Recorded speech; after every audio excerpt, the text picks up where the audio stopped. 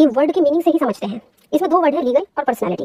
जो legal word है इसका मतलब होता है जिसे कानून मान्यता देता है। आमतौर पर आप लीगल वर्ड, आप विधिक शब्द उसी चीज के आगे लगाते हो ना, या उसी व्यक्ति के आगे लगाते हो जो कानून में मान्यता प्राप्त होता है। और पर्सनैलिटी यानी कि पर्सन, पर्सनैलिटी वर्ड किसके लिए यूज होता है? पर्सन के लिए यूज होता है, व्यक्ति के लिए यूज होता है। तो लीगल पर्सन का मतलब क्या हुआ? एक ऐसा व्यक्ति या कोई ऐसी थिंग, कोई ऐसी चीज जो कानून में मान्यता प्राप्त है, कानून में मान्यता प्राप्त है। अगर बात करें हम एक व्यक्ति की, एक पर्सनैलिटी की, तो जो व्यक्ति होता है जिसे कानून में मान्यता प्राप्त होती है वो किसी पर केस भी फाइल कर सकता है, उसके ऊपर भी केस लाया जा सकता है, किसी के साथ कॉन्ट्रैक्ट कर सकता है, उसके पास राइट होते हैं, उसके पास ड्यूटीज भी होती है। ये सारी चीजें होती हैं आमतौर पर एक पर्सन के पास, एक व्यक्ति के पास। और अगर मान लीजिए हम जूरिस्प्रूडेंस की बात करें तो लीगल पर्सनैलिटी का मतलब सिंपल वर्ड में जूरिस्प्रूडेंस में यही होगा कि अगर किसी को लीगल पर्सनैलिटी मान लिया गया कानून की नजर में, तो यानी फिर उसका मतलब क्या हुआ कि वो कॉन्ट्रैक्ट भी कर सकता है, वो व्यक्ति, चाहे व्यक्ति हो या कोई चीज हो, उससे मतलब नहीं है। वो कॉन्ट्रैक्ट भी कर सकता है, उस पर केस भी फाइल किया जा सकता है, वो किसी पे भी केस फाइल कर सकता है जिसको लीगल पर्सनैलिटी माना गया है जूरिस्प्रूडेंस में या लॉ की नजर में, और उसके ऊपर कुछ राइट्स भी डाले जा सकते हैं, उसकी कुछ ड्यूटीज भी हो सकती है। सिंपली मीनिंग ये होता है लीगल पर्सनैलिटी का। तो आज की वीडियो में हम इसी को डिस्कस करेंगे। सबसे पहले हम शुरुआत करेंगे व्यक्ति के मीनिंग से, यानी व्यक्ति शब्द का अर्थ क्या होता है। देखो, ये जो हम लीगल पर्सनैलिटी का टॉपिक डिस्कस करने वाले हैं, इसमें सबसे पहले हमें व्यक्ति का मीनिंग समझना होगा। तो देखिए, व्यक्ति को इंग्लिश में बोलते हैं पर्सन, पर्सन पर्सन बोलते हैं। अब ये पर्सन शब्द आया कहां से? तो ये पर्सन शब्द आया है आपके लैटिन वर्ड पर्सोना से। तो ये जो लैटिन वर्ड पर्सोना से है, इसी से आपका पर्सन शब्द आया है, जिसका मतलब होता है एक विचारशील प्राणी। यानी आमतौर पे अगर देखा जाए तो यहाँ पे पर्सन वर्ड का जो मतलब आया है वो मनुष्य के लिए यूज हुआ है। विचारशील प्राणी, विचारशील, जो विचार कर सके, अपने विचार दूसरों को बता सके। तो पर्सन वर्ड जो यूज होता है वो ह्यूमन बीइंग के लिए यूज होता है।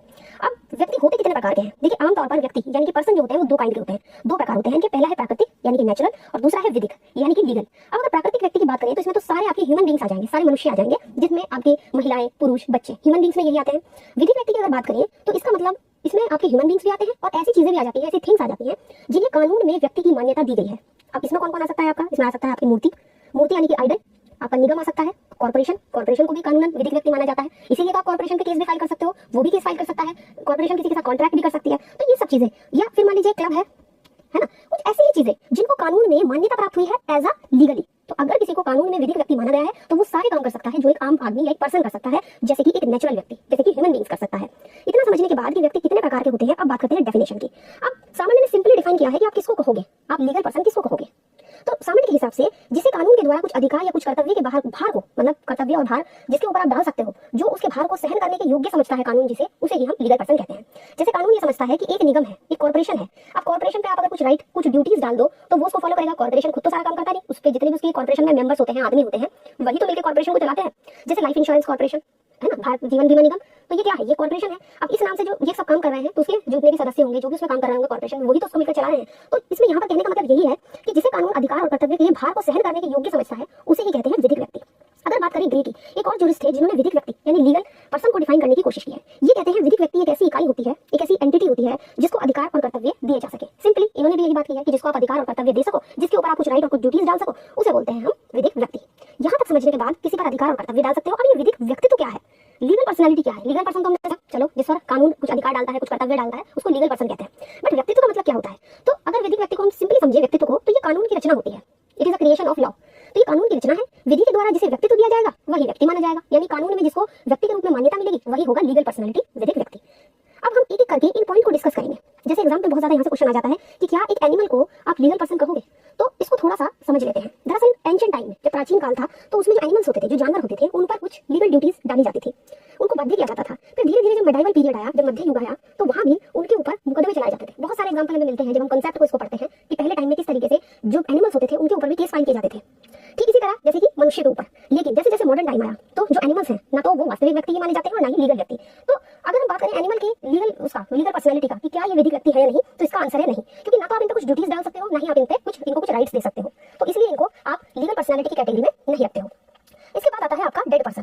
क्या एक डेड पर्सन की भी लीगल पर्सनैलिटी होती है? इसका लीगल स्टेटस कैसा होता है ये जानना जरूरी है। तो जो मृत व्यक्ति होते हैं, जो डेड पर्सन होते हैं, इनको कानून की नजर में विधिक व्यक्ति नहीं माना जाता।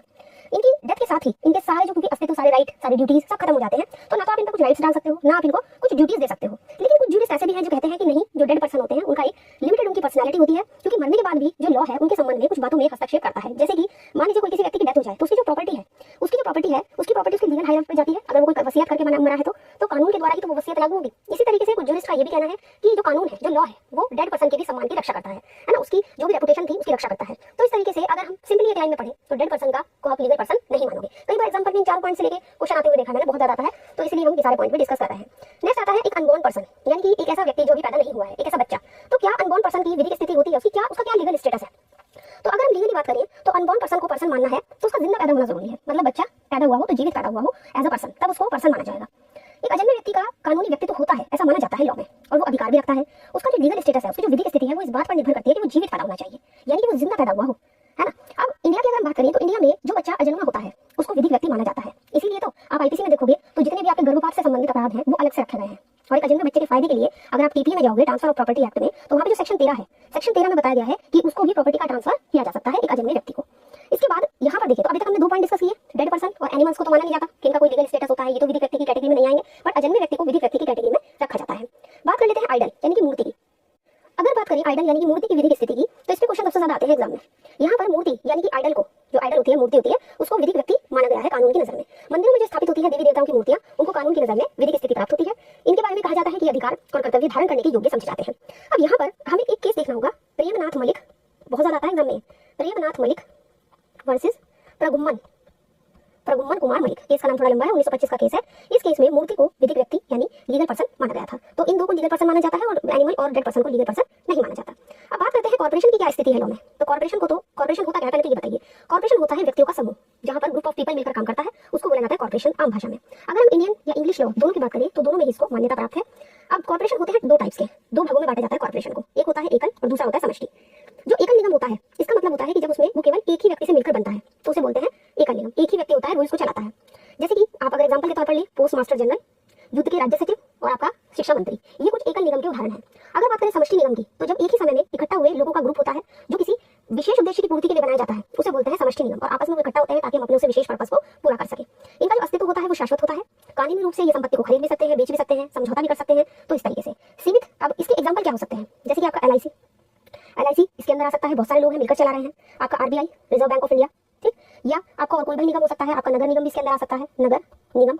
तो ये कुछ ऐसे एग्जांपल हैं आपके समष्टि निगम के। निगम के टाइप्स को जानने के बाद हम इसकी विधिक व्यक्ति हम समझते हैं। देखो, निगम को तो कानून की नजर में विधिक व्यक्ति माना जाता है। कॉर्पोरेशन किसी पे केस भी फाइल कर सकती है, आप भी उस पर केस फाइल कर सकते हो, आपने देखा वो कॉर्पोरेशन कॉन्ट्रैक्ट भी कर सकती है। लेकिन कॉर्पोरेशन को क्या आप पर्सनैलिटी मानोगे या नहीं, इस संबंध में बहुत अलग अलग सिद्धांत जो है वो जूरिस्प्रूडेंस में आते हैं। सबसे पहले जो सिद्धांत आएगा वो है कल्पना का सिद्धांत, यानी फिक्शन थ्योरी। सारे सिद्धांत हम पढ़ेंगे। इसके समर्थक है आपके सामंत, हॉलैंड, सेवेनी और ग्रे। इसके अकॉर्डिंग अगर हम इस थ्योरी की बात करें तो निगम का कोई वास्तविक व्यक्तित्व नहीं होता, मतलब एक्चुअल में उसकी कोई पर्सनैलिटी नहीं होती है। सामंत ने तो ये भी कहा है कि निगम का अपना कोई शरीर, अपना कोई विचार करने वाला हृदय या मस्तिष्क भी नहीं होता, उसका अस्तित्व एक कल्पना के समान है, एक फिक्शन के समान है, जिसका उद्देश्य इकट्ठा हुए लोगों के का जो संगठन है, जो ऑर्गेनाइजेशन है, उसमें एकता लाना है। तो बेसिकली फिक्शन थ्योरी जो है निगम के व्यक्तित्व को स्वीकार नहीं करती है।